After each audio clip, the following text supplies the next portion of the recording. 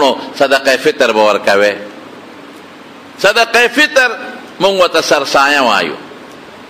هر وخت کې په رمضان کې ورکولی شي. اگر چې زمونږ د بعض امامانو سره اختلاف پکې شته، خو د امام ابو حنیفه رحمت الله علیه په ټول رمضان کې ورکولی شي. اوس په دې لسو شپو کې ورځو کې ورکولی شي، خو بهتر ټیم یې کم دی ادا چې د اختر پر ورځ د سهار مونځ شي او د اختر مانځه لځې دې درمیان کې ورکړي. د اختر د مانځه نه مخکې د اختر پر ورځ دې وخت کې صدقه فطر ورکړي سرسایه، دې بهتر ټیم دی. سرسایه به څوک ورکوي؟ نو خو ډېر اوږده مسایل دي، خو چې کم سړي باندې زکات فرض دی او زکات ورکوي دی به سرسایه ورکوي، د ځان به م ورکوي او د خپلو نابالغو بچو به م ورکوي. هغه چاله به یې ورکوي چې هغه غریب وي که نه فقیر، هغه سره دومره پیسې نه. یو سړي سره 100,000 دي 19 تولې یا د 19 تولو نه زیات دی به صدقه فطر ورکوي. یو سړي سره 52 تولې 2.5 تولې چاندي ده یا د هغې قیمت یا د هغې نه زیاتې صدقه فطر به ورکوي. البته که یو سړي سره توله کالی دی د 19 نه کم دی په ده صدقه فطر نشته، خو دا خو پکې واله ګورئ. بعضې خلک دا بیان په نیمه کې کټ کړي نو کار خراب کړي. پوره خبره اورئ، پوره خبر دا خو پکې واوره چې چا سره 19 نه کمي نو بیا به پې اله زکات واجبېږي چې ده سره نور نغدې پیسې وي. که نغدې پیسې ورسره نو بیا شامی کې شته، نو بیا به د دې سرو زرو قیمت ولګي، هغه نغدو سره به جمع کې نو زکات به لازم شي. لکه مثلا یو سړي سره توله کالی دی، نو توله کالی خو نن سبا د 100 روپو نه زیات دی، زکات پې نشته. خو که نغدې پیسې د سره مثلا 1,000 2,000 15,000 هر څومره چې وي نو بیا به دغه کالی قیمت کې هغې سره به جمع کې نو بیا خو د 2,000 نه زیاتې دي، نو بیا به صدقه فطر ورکوي. دا د ضرورت سامان پکې نه راځي، د ضرورت سامان به پکې نه حسابې، د کور کټ پیاله فرج شو، موبایل شو، د زمیندار قلبه شوه، سنډه شوه، دا پکې نه راځي. د ضرورت نه زیات سامان د هغې قیمت، یو سړی دکاندار دی د خپل دکان د سامان قیمت به هم لګوي، دی مثال. لیکن اوس زکات او دې کې لږ معمولي فرق دی. د یو سړي 2 کوره دي نغدې ورسره اسم نشته، 2 کوره دي، یو کې اوسېږي یو یې د ضرورت نه زیات دی، پراپرټی یې نه دی اخیستی، پراپرټی یې اخیستی دی او قیمت یې 30,000 ته ورسېد، خو بیا به زکات هم ورکوي، صدقه فطر به هم ورکوي. پراپرټی یې نه دی اخیستی، یو کور کې اوسېږي یو یې ځان له زیاتې اخیستې چې زما د بچو بشي، تمام بچی لوی شي دی له پکې کورونه جوړ کړم. نو اوس په ده باندې زکات نشته چې پراپرټی له تجارت لی نه اخیستی، زیاتی رہتے، لیکن دا قیمت دا 30,000 ته ورسېد د دغه کور نو صدقه فطر پیشتا. یا د یو سړي ځمکه ده نور ورسره اسم نشته، نو زکات خو او شرب خو د فصل ورکوي، خو زکات پې نشته. لیکن که د سره دومره ځمکه و چې د پې خپله او د ده د بچو ادنا ګزاره کېږي نو صدقه فطر به ورکوي، قرباني به هم کوي. اوس صدقه فطر تاسو ما مخکې ویلي زما چې خپل کم حساب دی نو هغه په حکم 2 کیلو غنم یوړو، په حکم 2 او 3.5 کیلو وریجې شوې یا وربشې شوې یا روجې شوې 3.5 کیلو. لیکن بعض علما 2 کیلو څوک په باندې 2 کیلو یادوي. ما خو تاسو ته ویلو خیر دی زیات ورکې په باندې ورکې، دې کې څه دي، کال کې ورځ ده که نه،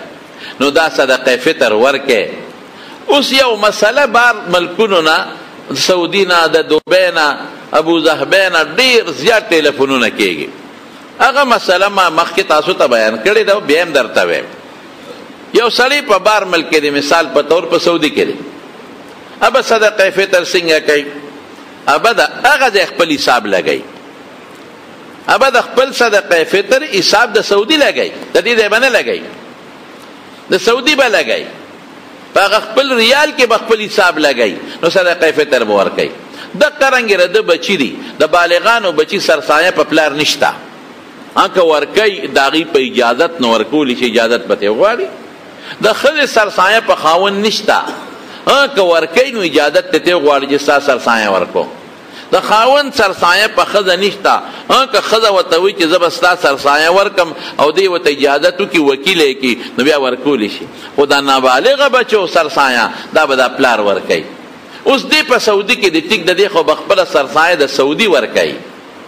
د سعودي په ریال به ورکوي، هلته به غریب له ورکوي، او که هلته نه ورکوي، هلته ورته غریب نه میلاویږي نو پاکستان کې هم ورکولی شي. خو حساب به دا غځي د دې ځای بني د سعودي. خو چې کم نابالغه بچي دي د دې سرسایه به د کم دی بچي خو دلته پاکستان کې دي نو بچي د پلار تابع دي کنه د مور خو تابع نه دي نو پلار یې سعودي کې دی نو بچي به هم د سعودي حسابېږي. اگر چې گنجائش پکې شته دویم ټکي وا گنجائش به دلته وباسو گنجائش به ته وباسو پلار په سعودي کې دی نو دا بچي د چا تابع دي؟ بچي خو خپل نه ورکوي د بچو حق خو په پلار دی که پلار ورنکړه د بچو غاړه نه بندېږي د پلار غاړه به بندېږي نو بچی را دی پلار تابع دی نو چې پلار خپل حساب د ریال په شکل کې ورکوي د سعودي نو د بچو به هم د ریال په شکل کې ورکوي د نابالغه بچو دا ذهن کې واچوي. په توبه باندې الله ډیر زیات خوشحالیږي لږ نه ډیر زیات په خوشحالیږي. مالک ابن دینار رحمت الله علیه ډېر لوی بزرګ تیر شوی لوی بزرګ او داغه د بزرګي واقعات کتابونو کې شته خو وخت نشته ناغه نه چاته پوسو کو به خپل رشتہ دارو کې ودا دومره لوی مقام چې تعالی خدای پاک درکو د دې څه سبب دی هغه وی زما یو وینځوا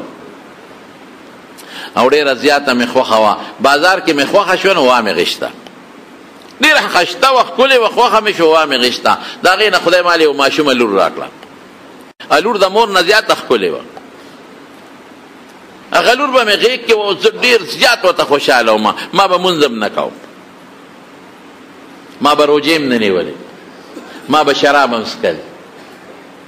د دنیا چې څه ناروا و هغه به مې کول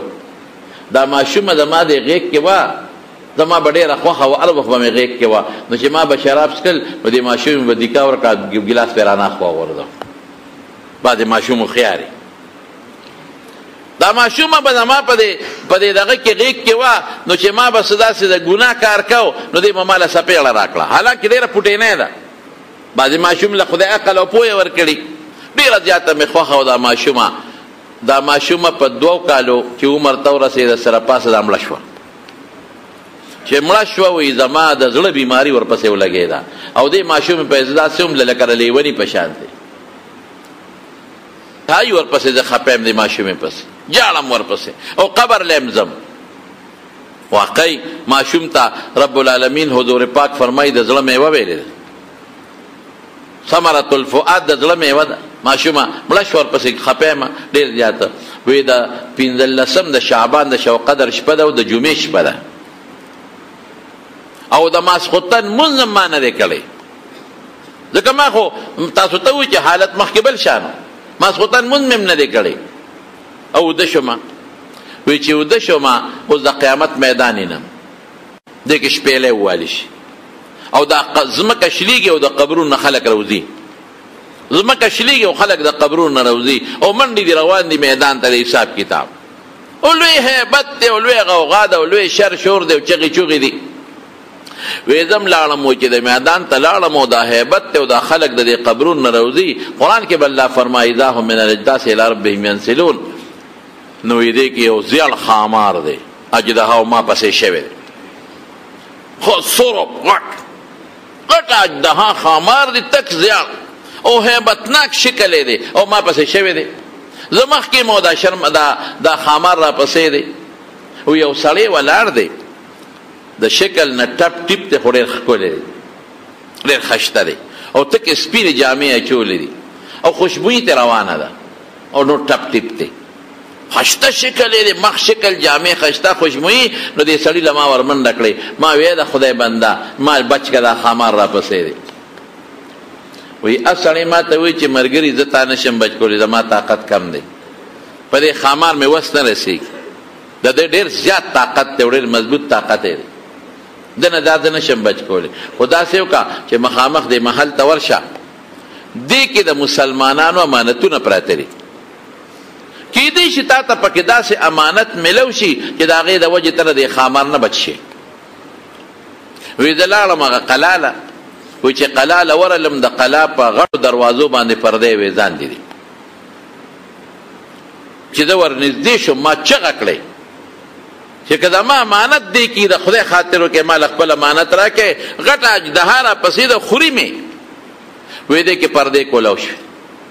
و چې پردې کولو شو زه ور دننه شوم نو پکې دننه سوړي دي غارونه دي په هغې نورې پردې دي او د ریخمو خشته پردې په یوې ځان دي څوک شته نه ورننوتم قلا ته ما وی ای خود خلقه که دننه څوک یو زما امانت چا سرې مال راکې مال کې دا و چې یا به کوتکي یا به توری یا به بل څیز داسې امانت پوي نو مهرباني وکړې مال راکې دا اجدها را پسې ده او ډېره خطرناکه ده طاقت یې نه لرم چې د دې اجدها نه زه بچ شم هغه چې دا اواز مې څنګه وکړ نو یې په دې کې د دې نه خلک راووتل د سوړو ماشومان راووتل واړه واړه وی چې راووتل دا ماشومان ټولو او ما اوس وکتل زما هغه ماشومه لورم پکې ده او دې اجدها پسې رامنډه کړې او چغې په دې اجدها جوړې کړې وی اجدها رانه لاړه وتښتېده وی هغه ماشومه لور راله او ما سره په دې غېږ کې کېناسته او ته وی چې بچې ته دلته څه کې وی راته وی چې بابا زه ستا امانت یم که نه ځکه خو رسول الله مبارک فرمایي چې د چا ماشوم هلک جنۍ مړ شي او دی پې صبر وکړي نو خدای پاک به جنت ورکوي زه ستا امانت یم که نه او ته مې ګوره بچ کړې که نه وی زه اوس هغه ماشومې ته ویم چې زه دې بچ کړم او وی ما وی چې هلته بوډا سړي خو زه بچ نه کړی شوم او دا خامار او دا کوم ځای نه وی دا ماشومه ما ته وی چې دا خامار بابا ستا بد عمل دی او ښه دې سورب کړی دی بد عمل کې نو دا خامار به ته جوړېږي او ښه مضبوط سورب کړی دی چې څومره بد عمل کې دا به سربېږي او دا به د په قبر کې تا ته ناست دی تیار او دا تا ته په آخرت کې هم تیار ناست دی او دا بوډا سړی چې تا ولیده ښکلي شکل والا ستا نیک عمل دی خو تا ډېر کمزورې کړی دی عمل دې نه دی کړی تا د دې خامار نه نشي بچ کولی دا نیکي دی د دې ګناه نه او د بد عمل نه نشي بچ کولی ډېر کمزورې ته خو پې ورلې خو بچ یې نه کړی شوې او ما دله سپارش وکړو وی بیا ما ته دا خپله لور څه وایي وی ما ته د قرآن شریف په یو ایت ووی الم یأن للذین آمنوا ان تخشع قلوبهم لذکر الله واه واه مسلمان للا هغه وخت نه دی راغلی چې د الله د ذکر د وجې نه د ده په زړه کې د خدای پاک عظمت او لویي راشي او یره راشي وی ما چې بچې ته خو ماشومه مړه شوې تا له قرآن درځي وی او بابا مونږ قرآن زده کړی دی ستاسو نه مونږ له قرآن راځي بابا توبه وباسه توبه وباسه که دې خامان نشي بچ کړی وی راویښ شم چې راویښ شم لاړم او توبه مې وایسته نو مالک ابن دینار وایي چې دا لویه مرتبه ما له خدای د ولایت را کړې ده دا د هغې د خوب د ماشومې لور د تلقین د توبې د وجې نه چې ما ته توبه وښوله او ما توبه وایستله یا ایها الذین آمنوا توبوا الی الله توبة نصوحا خدای اخلاص توبه وباس اسنه پښتانه وی توبه توبه د بدو چې څوک نه نو بیا عمله په بدو توبه توبه توبه د ګناه نه توبه د مارید په نسوه توبه توبه او ټماټر چې خرڅین اوس ښه پې لاندې او غټ پې د پاسه توبه توبه توبه توبه د ګناه نه زما توبه ده او تله کې بیا ډز دې ورکړي پردې حق بیا وې توبه توبه توبه استغفار تسبیح د سره دی تسبیح دی پاړولو واړه یې کړې دومره تسبیح اړې چې ښه په مګلو دی واړه یې کړې او هلته کې چې بیا پولې ته ودرېږي نو پردی له ډز ورکړي دا توبه نه ده ګناه به توبه څه ته وایي ګناه به پرېږدې او چې دې کړې ده وی خدای معافي غواړم او آینده له به قصد کوي چې بیا به نه کوم سبحه در کف توبه بر لب دل پر از ذوقی گناه معصیت را خند می آید به استغفار ما وی تسبیح پلاس کی دیو پخلی توبه توبه اوڑکی گناه وی شیطان نور مخاندی و خوشحالی که زخم غرق لی اس اللہ پا توبه خوشحالی گی گوری خواه توبه با اللہ توبه توبه که عجزی ده کنا او ده خدای لویی ده چه دیم یا اللہ معاف میں که نو ما زان عجزه که کن او الله می قادر وګڼه چې خدای ته قادر د ما په نیمو باندې لکه دې که نه دی هر وخت مونږ رانیوي شي د الله د وحدانیت او د الله د توحید او الله د یووالي مضبوط یقین په خپل کې وساتئ چې هر څه خیر او شر د الله په قبضه قدرت کې دي. مال خیر را کولی شي، هیڅوک رکاوټ نشي جوړېدی، او ما نه صرف او صرف رب العالمین شر دفع کولی شي، بل څوک نشي دفع کولی.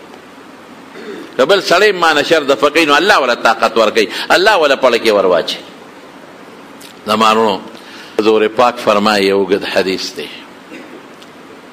هم دی، په نورو کتابونو کې هم دی، زه به اعلان دلته مختصر کما. یو سړی یو صحرا کې روان دی، یو اس ورسره دی، په اس د خوراک هم دی، سامان او اوبه هم دي، هر څه پې پراته دي، او دی په یو لوی صحرا ده د ویه مهلکه لري، خطرناکه صحرا د ځنګل دی، او دی هلته اوده شو، چې اوده شو راپاسېد اسې نو دی سړي خو مرګ ولید، او خدای پاکه اس شو، دی خوا منډې اخوا منډې، دی خوا منډې اخوا منډې، خو اسې راګیر نه کاستې لاړو تښتېد، او په خوراک سکا کې ټول په اس د پاسه پراته دي، هر څه پراته دي. نو دی وی خدای دلته خو صوبه هم نشته، خو په اس پرتې وې لاړې، خوراک هم نشته، په اس پراته ولاړ، او د صحرا نه وتې هم نشم، دا خو خطرناکه صحرا ځنګل دی، دې سره به څه کومه. دی منډې وی لوګ هم پې راشي او تند هم پې راشي، او خپل ځای له واپس راشي چې دلته به کښېنم، بس سا به رانه وخېږي نو هلته دې سملې اوده شي، چې اوده چې سترګې راوغړي اسې خوا کې ولاړ دي، واه واه، اس ته چې وګورې اوبه هم پې پرتې دي، خوراک هم پې پروت دی، پوره شی ته کم نه دی، جون ورته میلاو شو. دی دومره خوشحاله شي چې د خوشحالۍ نه یې خوله تېروځي، دی وایي یخ خدایه ته مې بندې او زه دې رب یم. خطا شي لکه په دې خدای سړی نه نیسي، انسان دې خطا شي. رسول الله مبارک فرمایي دونه خوشحالي، دا د خوشحالۍ اظهار دی چې خدای ته مې بنده او زه دې رب یم، دونه خوشحالي. نو دا سړی چې په دې اس موندلو څونه خوشحالېږي، وایي الله پاک د مسلمان په توبه ر دې نه زیات خوشحالېږي. یاره لوی ارحم الراحمین دی زمارونو، مونږ وله ګناه کوو دی بیا مونږ معاف کوي، مونږ وله ګناه کوو، غیبت، دروغ، کمې زیاتې، پردې حق وهل، د هر څه کوو، بیا هم رزق راکوي، بیا هم ډوډۍ راکوي، بیا هم سترګې راکړې دي، بیا هم پوزه راکړې ده، بیا هم ښکلی شکل راکړی دی، بیا هم بچي راکوي، بیا هم عزت راکوي. رښتیا ووایه قسم په خدای که دونه مور په بچي مهربانه، قسم دې که دومره پلار په خپل بچي مهربانه، قسم دې که دومره مشر په خپل کشر مهربانه، څومره چې زموږ رک په مو مهربانه دی. مونږ له څه نه دي راکړی، مونږ یې خوشحاله کړي یو، خو مونږ خوشحاله نه کوو. مونږ له روغ صحت راکړی دی، مونږ له بچي راکړي دي، مونږ له ښکلی ژوند راکړی دی، او مړه هر څه پرېږده او پیسه کمه ډېره، مونږ له مسلمانۍ او ایمان راکړی دی، مونږ له ښکلی مبارک پیغمبر راکړی دی، مونږ له عظیم قرآن غوندې د نصیحت نه ډک کتاب راکړی دی، لیکن مونږ دغه خدای یاد نه کړه، مونږ ورته شا کړه. د زړه د اخلاص نه به خپل رب ته توبه وباسو، ښه توبه وباسئ، او دا څو ورځې پاتې روزانې یو ځل صلات تسبیح وکړئ، ښه انشاءالله، او درود شریف ووایئ او ذکرونه وکړئ، الله نه معافي غواړئ. د ژوند د مرګ ورېرونو هېڅ پته نه لګي چې مرګ راله کله راځي، چې داسې وخت کې مرګ راشي چې موږ خپل رب د موږ نه خوشحاله یي، چې داسې وخت کې موږ له مرګ را نشي چې خپل رب زموږ نه خفی. دا سوال ورسره کوئ، ما غریب ګناهګار دم کوئ او ځان هم کوئ، وایي خدایه هغه وخت موږ له مرګ راولې چې ته رانه خوشحاله، او چې کم وخت ته رانه خفی، نو خدایه هغه وخت زموږ نه ساه مه اخله رب، دا انشاءالله العظیم، او شکر به ادا کوئ انشاءالله العظیم، کوو به انشاءالله که نه. نو دا څو خبرې